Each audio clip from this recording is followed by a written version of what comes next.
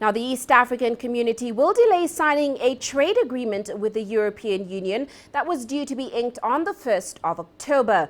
Tanzanian President John Magufuli, who is also the chair of the bloc, says members have agreed to come to a consensus in 3 months' time. Our correspondent Lucy Taylor has more on that. For all the public pomp and ceremony, when presidents meet, what matters most is what they say in private. The leaders of East Africa arrived for a morning of talks which went on until well into the afternoon. And when they emerged, it was with business in mind. Our decision to move together as East Africa is a decision that is not negotiable, that we will always stand together. The leaders were due to finalise a trade deal with the European Union, which has been in negotiation for almost 15 years. Earlier this year, though, Tanzania said it wanted to pull out, despite Kenya and Rwanda having already signed.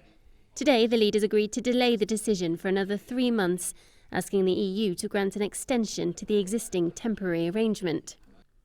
Please, don't panic, don't stampede.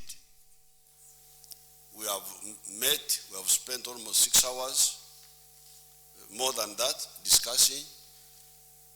We know what we are talking about. Give us another 3 months, you will see our position.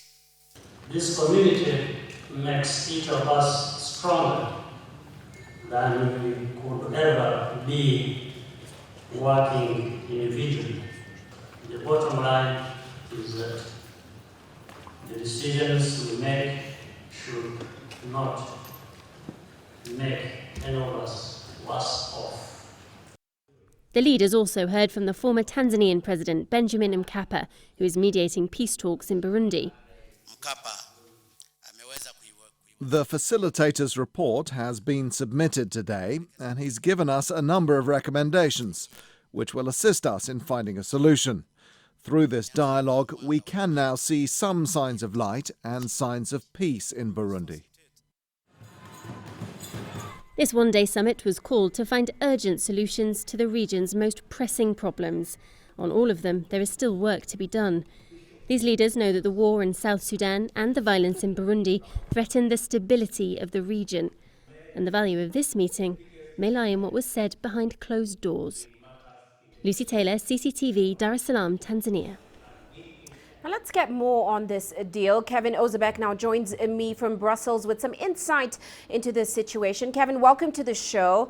Now, Tanzania points to the fact that there have been changes both in the EAC and the EU since this EPA was tabled in 2002. Give us some more insight into how these moving pieces, of course, have impacted this agreement. And of course, what happens if Burundi and Tanzania do not sign the deal?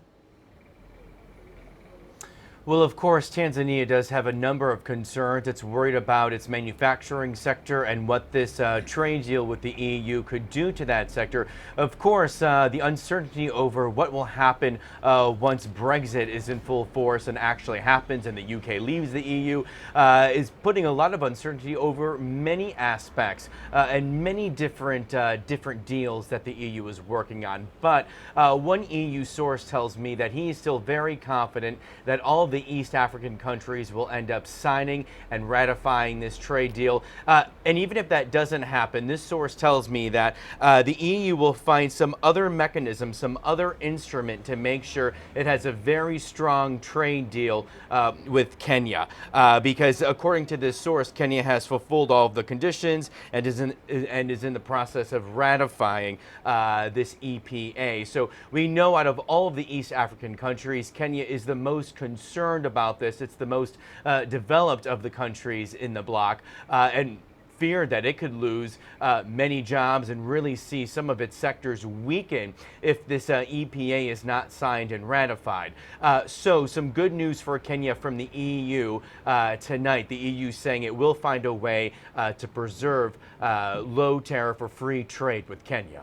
Now, more on that subject, Kevin, we know the EU did sign an agreement recently with the Southern African bloc, which appeared to be fairer and more flexible.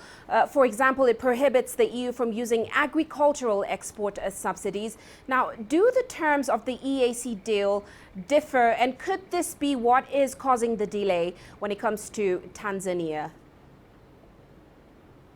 Well, Brussels likely wouldn't tell you that this trade deal is unfair when you compare it to the trade deal that it recently signed with the Southern African bloc. Economists here will tell you that you're dealing with two very different sets of countries. Of course, South Africa is one of the most, if not the most, developed country in Africa, and also spent a lot of time negotiating with the EU and wanted to make sure a number of specific things very important to Johannesburg was in the EPA that the Southern African countries signed. One EU Commission source tells me that this specific deal with this East African country bloc is what you would say would be very asymmetrical, that it really favors here the East African countries and their economies when compared to the EU. And that's because if all ratified, these East African countries will have tariff-free trade for many of their goods with the EU, while in the reverse, it would be many years, in fact decades, until these countries would have to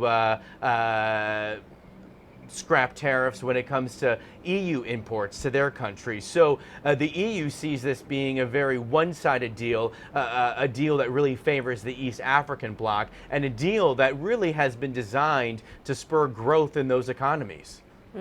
Now, Kevin, we know Rwanda and Kenya have signed the EPA in Brussels. They actually did that last week. Looking at the deal, basically gives duty and quota-free access to some produce, including flowers, fruit, and vegetables. But what exactly is the meat of this deal? Give us some insight into that. Well, it's actually very simple. Most exports from the East African bloc to the EU would not be slapped with tariffs. So the EU says this EPA was designed to kickstart growth in a number of East African sectors, and also to really help further increase growth in already strong sectors in East Africa, like the flower trade, like a number of agricultural sectors. So that's why the EU says it's very important in the eyes of Brussels that this EPA is ratified by all East African community countries. They want to see this benefit all of the countries there. They don't see this as dampening any sectors in East Africa. They see this as a way for East Africa to become further industrialized and to really see economic growth kickstart there and outperform many other parts of the world. Well, many thanks, Kevin, for those insights. Kevin Ozebek joining us in Brussels.